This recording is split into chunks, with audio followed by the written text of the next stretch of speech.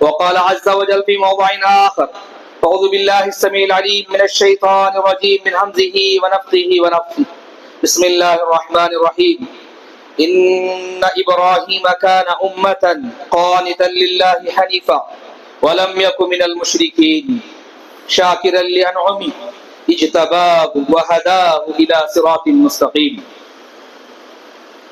حاضرین جمعہ اور پردہ نشین خواتین اسلام، تمام قسم کی حمد و ثنا، سچی تعریف، پاکیزگی، بڑائی، بزرگی، کبریائی اس اکیلے اللہ وحدہ لا شریک کے لیے لائق ہے، زیبا ہے، جو اپنے آپ میں اکیلا ہے، تنہا ہے، نہ اس کا کوئی خاندان اور قبیلہ ہے.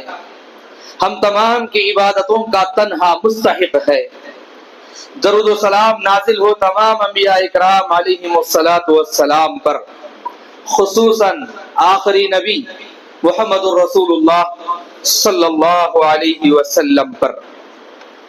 حاضرین، ہم اور آپ جانتے ہیں اور ہم اور آپ کو معلوم ہونا چاہیے کہ اللہ سبحانہ و تعالیٰ نے جب سے زمین اور آسمان کو بنایا، سال کے 12 مہینے بنایا اور ان میں 4 مہینوں کو حرمت والے گھوشت کیا. وہ 4 حرمت والے مہینوں میں سے پے در پے 3 مہینے جس میں پہلے مہینے میں ہم داخل ہو چکے ہیں، ذوالقعدہ، ذوالحجہ اور محرم. تو ذوالقعدہ کے مہینے میں ہم اور آپ داخل ہو چکے ہیں، اور ان کو جس میں ہم اور آپ زندگی گزار رہے ہیں ایام حج بھی کہا جاتا ہے. دنیا کے کونے کونے سے، چپے چپے سے اللہ رب العالمین کے گھر کی زیارت کے لیے اللہ کے بندے روانہ ہو رہے ہیں. اللہ سے دعا کرتے ہیں اللہ رب العالمین ان کے سفر حج کو قبول فرمائے، اور ہم اور آپ کو بھی جس کعبہ کی طرف ہم رخ کر کے نماز پڑھتے ہیں، اللہ سبحانہ و تعالیٰ اس کے سامنے دوبارہ سہبارہ بار بار سامنے جا کر کے عبادت کرنے، وہاں پر جا کر کے سجدہ کرنے کی توفیق عنایت بخشے، آمین. حاضرین، ذوالحجہ حج کا مہینہ ہے، لیکن ذوالقعدہ میں تو پوری سفر کی تیاریاں شروع ہو جاتی ہیں، گویا کہ یہ بھی ایک موسم حج شروع ہو جاتا ہے. تو لہذا یہ مبارک ایام جو ہے، برکت والے جو دن ہے، اسلامی تاریخ کے ان درخشاں ابواب میں سے ہیں اور اس کی یاد تازہ کرتے ہیں جن میں بندگی، قربانی اور استقامت اپنے عروج کو پہنچتے نظر آتی ہے. یہ وہ ایام ہے جن میں اللہ کی عبادت، بندگی اور استقامت بہت ہی اونچائی پر پہنچی ہوئی نظر آتی ہے. یہ مہینہ، یہ جو ایام ہے، صرف رسم و رواج کا نام نہیں ہے، کچھ ریچولز ادا کر لیے بس نہیں، بلکہ اپنے آپ میں ایک بہت بڑی اور گہری تاریخ اپنے اندر رکھتے ہیں. یہ ابراہیم علیہ السلام کی زندگی کا پورا نچوڑ ہے. یہ قرآن میں جو ابھی میں نے آپ کے سامنے سورۃ النحل کی آیت پڑھ کر کے سنایا، اللہ نے فرمایا ان ابراہیم کان امتا قانتا للہ حنیفا، بے شک ابراہیم اپنے آپ میں ایک پوری امت تھے، اللہ کے فرما بردار اور سب سے کٹ کر کے اللہ کے ہونے والے بندوں میں سے تھے، اللہ سے جڑ جانے والوں میں سے تھے. قانتا للہ حنیفا ولم یکن من المشرکین، ابراہیم شرک کرنے والوں میں سے نہیں تھے. ایک ایسی ہستی ہے، یہود بھی ان کو اپنا مانتے تھے، نصارا بھی کہتے تھے، اور اس زمانے کے مشرکین بھی کہتے تھے کہ ہم دین ابراہیم پر ہیں. اللہ نے کہا ابراہیم نہ تو یہودی تھے، نہ تو نصرانی تھے، اور نہ ہی وہ مشرکین میں سے تھے. وہ تو یکسو خالص اللہ کی عبادت کرنے والوں میں سے تھے.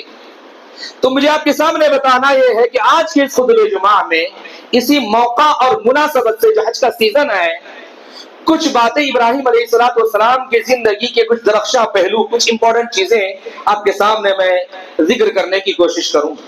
تو سب سے پہلے ایک بات، جو نقطہ مجھے آپ کے سامنے پیش کرنا، ابراہیم علیہ السلام کی پوری زندگی آپ دیکھ لو، ان کی شروعات دیکھ لو، ان کے اندر کبھی اندھی تقلید نہیں تھی. سب کر رہے ہیں، ہم بھی کرو. کوئی بھی ایک ریتی رواج، طریقہ رائج انہوں نے دیکھا تو آنکھ بند کر کے اندھ وشواسی سے اس کے اوپر چلے گئے، ایسا نہیں تھا. تو ابراہیم علیہ السلام خاموشی سے رہنے والے نہیں تھے، بلکہ ان کے دل و دماغ میں سوالات پیدا ہوتے. انہوں نے جیسے ہی شعور کی آنکھ کھولی، دیکھا اپنی قوم کے لوگ بتوں کی پوجا کرتے، سوال پیدا ہوا من میں، یہ تو نہ نفع پہنچا رہے ہیں نہ نقصان پہنچا رہے ہیں، کھانے کو کچھ چیزیں پیش کی جاتی ہیں اس کو کھاتے بھی نہیں، بات کرو تو جواب بھی نہیں دیتے، ان کی کیوں پوجا کر رہے ہیں؟ یہ کیسے خالق ہو سکتے ہیں؟ یہ عبادت کے لائق کیسے ہو سکتے ہیں؟ یہ تو اپنے ہاتھوں سے بنائے، اس کا مینوفیکچر تو ہمارا گھر ہے، ہمارے باپ بناتے ہیں، ابراہیم علیہ السلام کے باپ بتوں کو بناتے تھے۔ یہ چیز دیکھ کر کے من میں سوال پیدا ہوا، اور وہ خاموش نہیں رہے بلکہ قوم کے لوگوں کے سامنے سوال کیا، یہ مورتیاں تمہیں کچھ فائدہ نہیں پہنچاتی، کوئی نفع اور نقصان نہیں کر سکتی، جو تم رکھتے ہو کھاتی پیتی نہیں ہے، تو تم کیوں ان کی عبادت کرتے ہو، ان کے سامنے سجدہ کرتے ہو؟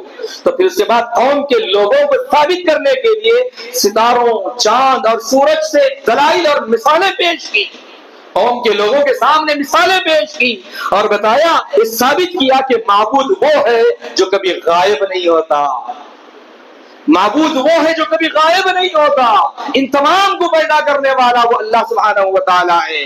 یہ سوال وہ زمانہ تھا اپنے آپ میں ایک فکری جھٹکا تھا، یہ سوالات اپنے آپ میں ایک فکری جھٹکا، یہ کیا ہے، یہ کیا کہہ دیا ابراہیم، جو ہم کرتے آ رہے ہیں، جو آج تک جو ہمارا طریقہ رائج ہے، اس کے بارے میں اچانک کیسی بات کہہ دیا؟ ایک سوچ پیدا ہوئی، وہاں سے ایک وچار دھارا شروع کی۔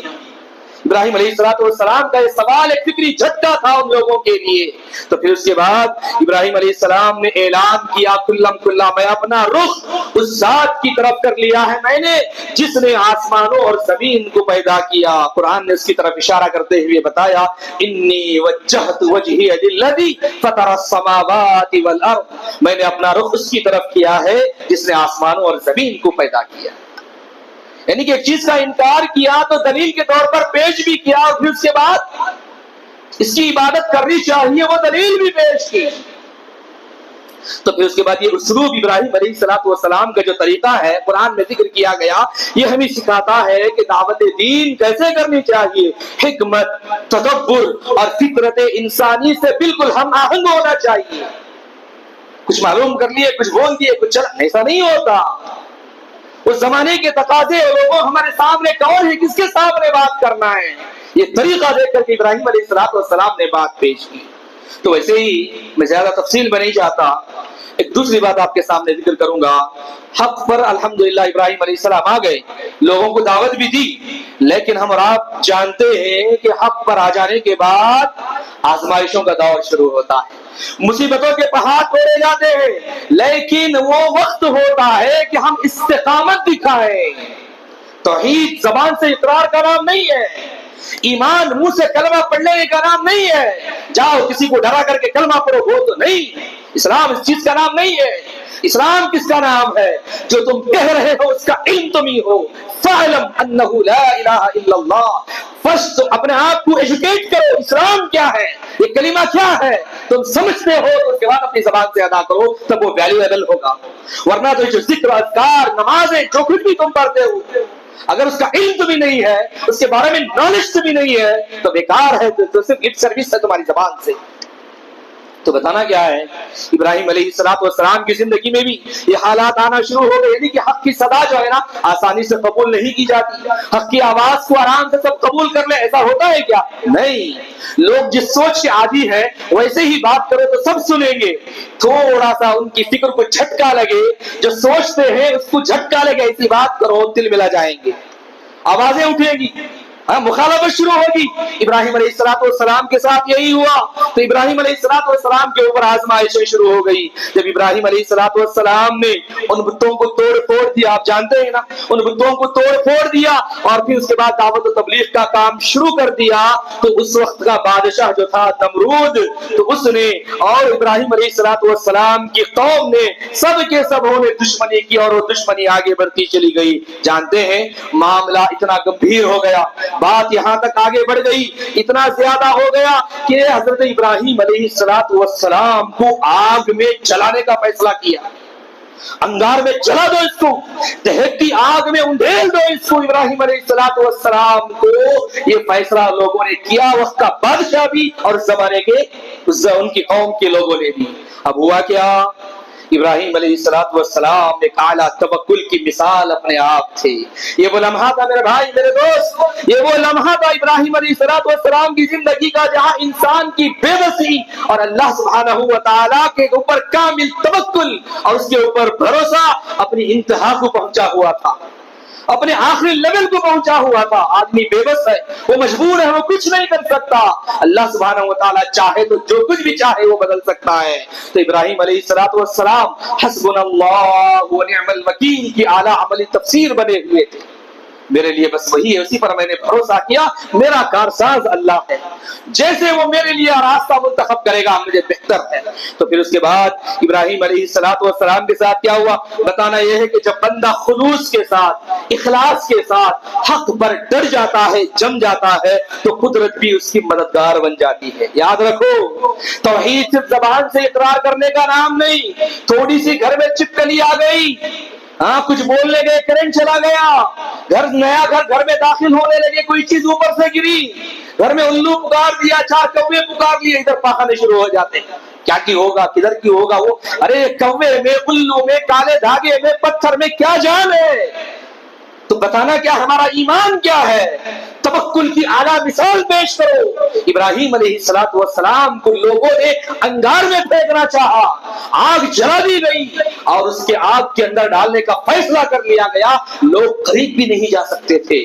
ابراہیم علیہ السلام کو آگ میں پھینکا جا رہا تھا تو ابراہیم علیہ السلام بالکل وہاں پر راضی برضا تھے، آگے بڑھنے لگے. تو اللہ سبحانہ و تعالیٰ کے اوپر کامل توکل اور بھروسہ تھا. اللہ نے آسمان سے ندا لگائی، یا نار کونی بردا و سلاما علی ابراہیم، اے آگ تو ٹھنڈی ہو جا اور سلامتی والی بن جا ابراہیم پر. آگ ٹھنڈی ہو گئی، گلو گلزار ہو گئی. ابراہیم علیہ السلام کا ایک بال تک بیکا نہ کر سکا، کوئی ان کو بھاپ تک نہ لگی. لوگوں کو لگا کہ وہ جل گئے. اللہ سبحانہ و تعالیٰ نے ان کی حفاظت کی.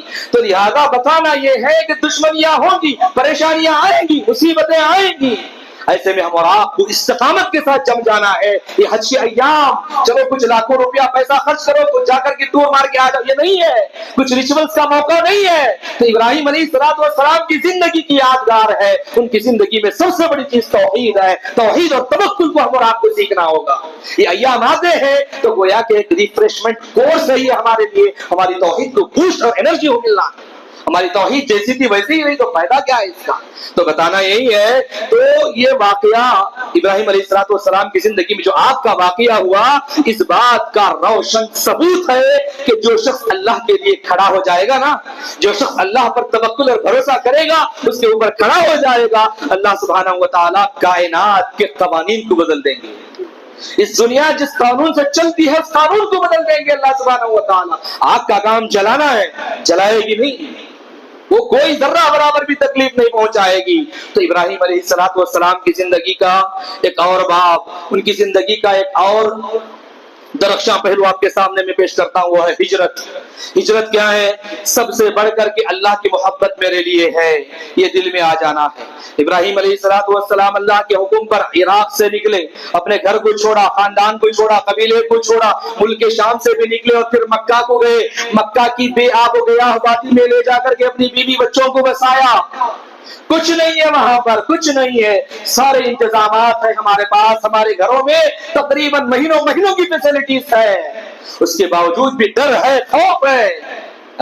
تھوڑا سا پریشانی، گیس نہیں ملتا بولے تو 8 دن کی نیند نہیں ہے، نمک نہیں ملتا، دیکھا نا لاک ڈاؤن وغیرہ میں نمک نہیں، لوگ روم لے کر کے نمک بھر رہے ہیں. کیا کھائیں گے اتنا؟ تو بغیر نمک کے ہم زندہ رہ سکتے ہیں، صحت بھی اچھی رہے گی. کال بچا ہوا تھا، اتنا ڈر، اتنا خوف دنیاوی چیزوں کو لے کر کے. تو بتانا یہ ہے کہ ابراہیم علیہ السلام سب کچھ چھوڑ کر کے، کوئی انتظامات نہیں ہے، بس تھوڑا سا کھجور، تھوڑا سا پانی تھا، چھوڑ کر کے نکل گئے. بھروسہ کیوں نہ کرتے، بھروسہ کیوں نہ کرتے. اللہ سبحانہ و تعالیٰ نے وہاں پر اپنی قدرت کا کرشمہ دکھایا، ایسا پانی جاری کیا رہتی دنیا تک قائم رہے گا انشاءاللہ. زمزم ہم اور آپ بھی پی رہے ہیں، برکت کے طور پر اس کو استعمال کرتے ہیں. کئی بیماریوں میں شفا ہے، کئی بیماریوں میں شفا ہے. فرمایا رسول اللہ نے، ماء زمزم لما شرب لہ، جس مقصد سے بندہ پیے گا وہ مقصد پورا ہو جائے گا. तो आपके सामने बताना यह है कि ऐसी जगह छोड़ करके भी आए। रसूलुल्लाह सल्लल्लाहु अलैहि वसल्लम ने फरमाया है क्या कि मैं अपने रब की, हजरत इब्राहिम अलैहिस्सलाम ने फरमाया मैं अपने रब की तरफ हिजरत कर रहा हूँ, वही मुझे रास्ता दिखाएगा। मुझे नहीं मालूम कहाँ जाना, मुझे नहीं मालूम क्या करना है, वो रास्ता दिखाएगा मुझे, जैसे जैसे वो गाइड करेगा मैं आगे बढ़ता जाऊंगा। याद रखो इब्राहिम अलैहिस्सलाम की जो हिजरत थी सिर्फ जोग्राफियाई नकल मकानी नहीं थी, जोग्राफिकली यहाँ से वहां चले गए, वहां से वहां चले गए, नहीं मेरे भाई, बल्कि एक फिक्री और रूहानी इनकलाब था, एक फिक्री चेंजेस थी, एक इनकलाब था। तो बिल्कुल एक ऐसा कदम था जिसमें इंसान अपने आराम, अपनी पहचान और अपनी वाबिस्तगियों को जहां जहां से वो जुड़ा हुआ है सबसे रिश्ते कट करके, सब कुछ छोड़ करके महज अल्लाह की रिजा को अपना मकसूद बना ले, अल्लाह की खुशनुदी को सबसे ज्यादा इंपॉर्टेंट है। तो मैं आपको बता दूं तो हिजरत सिर्फ सफर का नाम नहीं है, हिजरत सिर्फ सफर ट्रैवल का नाम नहीं है, बल्कि हिजरत गुनाह वाले माहौल से, गुनाहों वाले माहौल से, बातिल के माहौल से और उसी तरीके से गलत रवैयों से छोड़ करके तौबा करके अच्छे माहौल में आ जाना, इसका नाम भी हिजरत है। कैसे? सही बुखारी की रिवायत है, प्यारे नबी मोहम्मद रसूलुल्लाह सल्लल्लाहु अलैहि वसल्लम ने फरमाया मुहाजिर कौन है? मुहाजिर वो है जो उन कामों को छोड़ दे जिससे अल्लाह ने मना किया है। अल्लाह ने ये काम करने से मना किया, अगर आप छोड़ रहे हैं उस काम को महज अल्लाह के हुक्म की खातिर तो आप मुहाजिर हैं। हिजरत का सवाब आपको मिलेगा।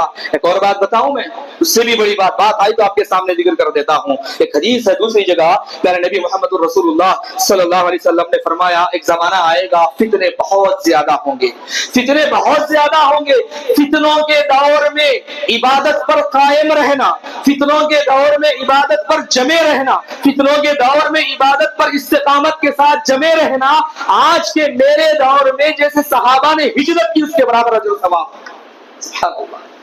सहाबा ने अल्लाह के नबी के जमाने में हिजरत करने पर जो सवाब मिला, फितनों के दौर में सिर्फ नेकियों पर कायम रहने पर वो जो सवाब हमको मिल रहा है, ये हिजरत है। तो नेकियों पर कायम रहो, बुराइयों को छोड़ दो, ये बुराई को छोड़ना ही हिजरत है।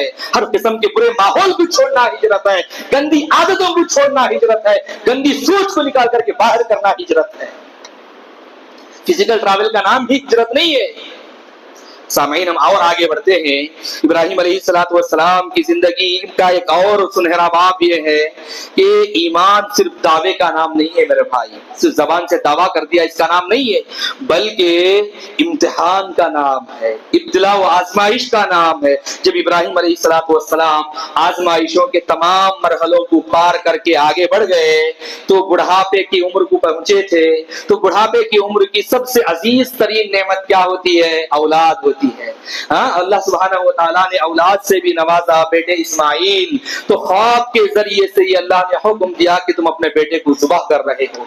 बार बार ख्वाब में देखा, देखने के बाद याद रखो ये गोश्त और खून की कुर्बानी नहीं है, जानवर खरीदो, काटो, खून नीचे जमीन में दफन करो, गोश्त खा लो, बांट लो, नहीं, ये गोश्त और खून की कुर्बानी नहीं थी।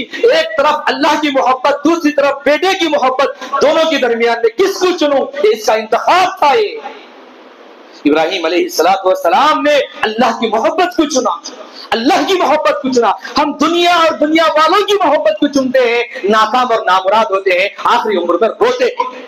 अल्लाह की मोहब्बत को चुनो, कभी जलील व रुसवा नहीं होगे, अल्लाह हिफाजत फरमाएंगे। अल्लाह की मोहब्बत को इब्राहिम अलैहिस्सलाम ने चुना तो फरमा बरदार बेटे के सामने जाकर के कहा इन्नी अरा फिल मनामी अन्नी अज़बहुका फंजुर माज़ा तरा, बेटे मैंने ख्वाब में देखा है कि मैं तुझे ज़बह कर रहा हूं, बता तेरा क्या ख्याल है। फरमा बरदार बेटे ने बाप का ख्वाब सुना तो ऐसा तारीखी जुमला उस बेटे ने कहा कि एक सुनहरा बाप बन गया, नहीं गोल्डन डोर जिसे सुनहरा बाप बन गया। ये ऐसी तारीख सुनहरे अल्फाज में लिखे जाने के काबिल। बेटे ने कहा अब्बा जान, जो हुक्म अल्लाह की तरफ से आपको मिला है आप उसको कर गुजरिए। सुभान अल्लाह, अल्लाह की तरफ से जो हुक्म आपको मिला है आप उसको करिए। या अबती फअल मा तुअमर। उसके बाद क्या कहा? मैं डरूंगा, घबराऊंगा, भाग जाऊंगा, रो नहीं, सतजिदुनी इंशाअल्लाह मिनस साबिरीन, इंशाअल्लाह आप मुझे सब्र करने वालों में से पाएंगे। अब मैं बेसब्रा नहीं होऊंगा, आप अपने काम को कीजिए, अल्लाह को इंपॉर्टेंट दीजिए। तो अल्लाह सुब्हानहू व तआला को मकसूद बेटे की जान लेना था क्या? नहीं। तो बाप इब्राहिम अलैहिस्सलाम बेटे को लुढ़का करके वहां पर छुरी चलाना ही चाह रहे थे। वफदैनाहु बिज़िब्हिन अज़ीम। अल्लाह सुब्हानहू व तआला ने एक दुम्बा वहां पर भेजा, इब्राहिम अलैहिस्सलाम से कहा, इब्राहिम तुम कामयाब हो गए, तुम कामयाब हो गए। हम जानना चाह रहे थे कि सबसे बढ़कर के तुम्हारे पास क्या है, इंपॉर्टेंट सबसे ज्यादा किसको है, हम देखना चाह रहे थे। तो लिहाजा मैं बताना ये चाहता हूं कि हम और आपको भी ये आप जानते हैं, और भी बहुत सारी जगहों पर बहुत चीजें होंगी। ये हेगड़े नगर के आसपास आशियाना एक है, जानते हैं आशियाना, ओल्ड एज होम जिसे कहा जाता है। हमारे अपने लोग इसमें से एक ऐसे इंसान को भी मैं मिल करके बात किया हूँ, करोड़ों की जायदाद बनाया, आखिरी उम्र में बच्चों ने उसको बेदखल करने भगा दिया, उस घर में रखने की जगह नहीं थी। अगर वो बाप अल्लाह के लिए, अल्लाह के दीन के लिए अपनी दौलत को लगाता, बेटों का बस हिस्सा जितना है उतना दे देता, तो बताओ आज वो मजबूर होता। दुनिया की मोहब्बत में, दुनिया वालों की मोहब्बत में अपनी दौलत को कुर्बान किया, उस दुनिया वालों ने तुझे अपने घर के भी लायक नहीं समझा। तो इब्राहिम अलैहिस्सलाम की जिंदगी यही लेसन देती है, यही सबक। मैं उड़ती बात नहीं बता रहा हूँ, ये रियल वाकया आपके सामने जिक्र कर, वैसे हजारों वाकयात हैं, सैकड़ों वाकयात हैं, बहुत सारी चीजें हैं, तो बस वक्त नहीं है कि मैं एक एक वाकया भी आपके सामने जिक्र करूं। बस बताना मकसद ये है, इब्राहिम अलैहिस्सलाम की जिंदगी हमें ये सबक देती है कि सबसे ज्यादा इंपॉर्टेंट अल्लाह की मोहब्बत को दो, सबसे ज्यादा मोहब्बत अल्लाह की मोहब्बत को दो।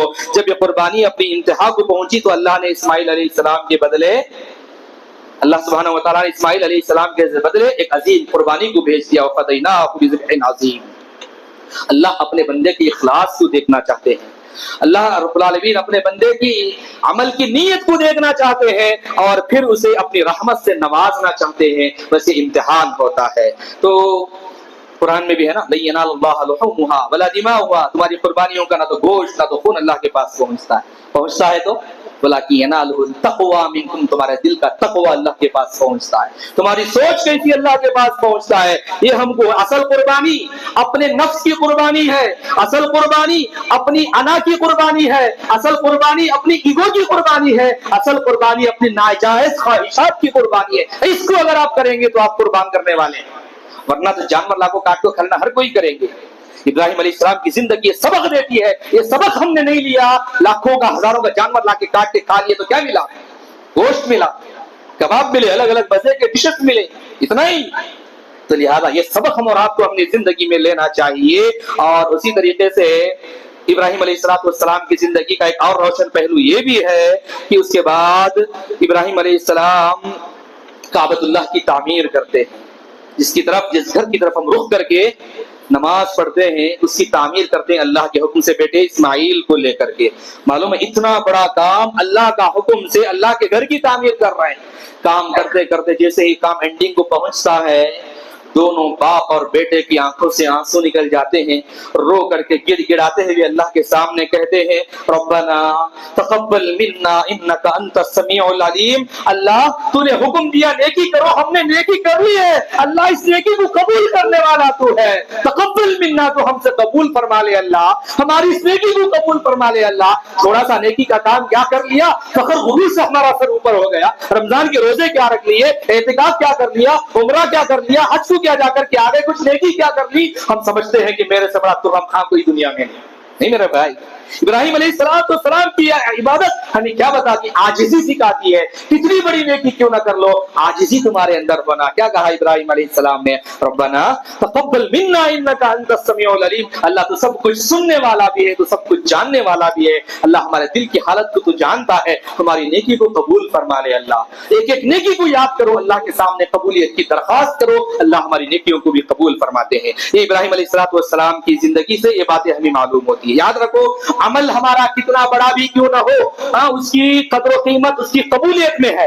अगर कबूल हो गया तो उसकी कदर कीमत है। और अमल की कबूलियत कब होगी, जबकि उसके अंदर इखलास हो, उसके अंदर इखलास हो। तो लिहाजा इखलास हमारे अंदर होना है।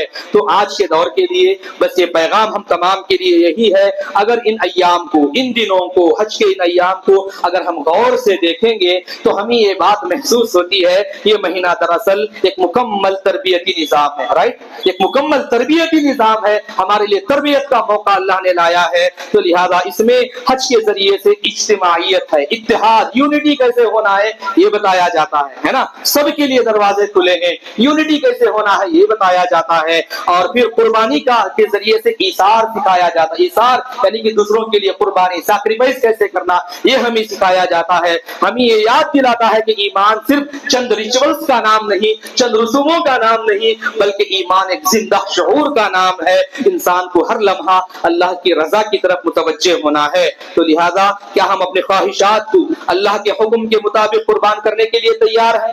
کیا ہم اپنی خواہشات کو اللہ کے حکم کے مطابق قربان کرنے کے لیے تیار ہیں؟ کیا ہم حق کے لیے وہاں پر کھڑے ہونے کا حوصلہ اپنے اندر رکھنے کے لیے تیار ہیں؟ کیا ہماری زندگیوں میں ابراہیمی روح باقی ہے؟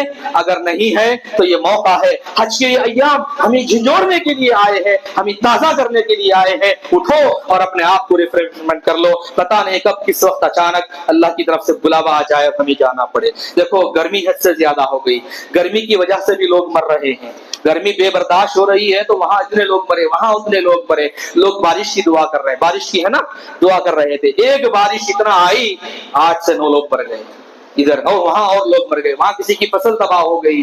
دیکھو انسان کو پتہ نہیں کب کس وقت اللہ کی طرف سے بلاوا آ جائے، ہم ہمیشہ تیار رہنا ہے۔ اللہ رب العالمین کو ابراہیم علیہ السلام کی زندگی کے مطابق اپنی زندگی گزارو، جو حکم دیا ہے اس حکم کو ہر ہمیشہ اس حکم کی تابعداری میں اپنے آپ کو لگائے رہنا ہے۔ ہم اللہ سے دعا کرتے ہیں اللہ سبحانہ و تعالی ہم تمام کو سنت ابراہیمی کے مطابق اپنا ہر عمل کرنے کی توفیق عطا فرمائے، پیارے نبی محمد رسول اللہ صلی اللہ علیہ وسلم کے بتائے ہوئے طریقے کے مطابق اپنی زندگی گزارنے کی توفیق عطا فرمائے، دنیا اور آخرت دونوں میں کامیابی نصیب فرمائے۔ ہم میں سے جو کوئی بھی پریشان حال ہے اس کی پریشانی کو دور فرمائے، ہم میں سے جو کوئی بھی مصیبت زدہ ہے اس کی مصیبت کو دور فرمائے۔ بہت سارے احباب ہیں جنہوں نے درخواست کی ہے بیماری کی، ہم دعا کرتے ہیں اللہ رب العالمین انہیں جلد سے جلد شفاء کاملہ عاجلہ نصیب فرمائے۔ اللہ رب العالمین ان کی بیماری کے وقت ان کے درجات کو بلند فرمائے، ان کے گناہوں کو معاف فرمائے، ان کے درجات کو بلند فرمائے، آمین۔ وآخر دعوانا ان الحمد للہ رب العالمین۔ اقول قولی ھذا استغفر اللہ لی ولکم ولسائر المسلمین انہ تعالی جواد کریم ملک رؤوف رحیم رب حلیم۔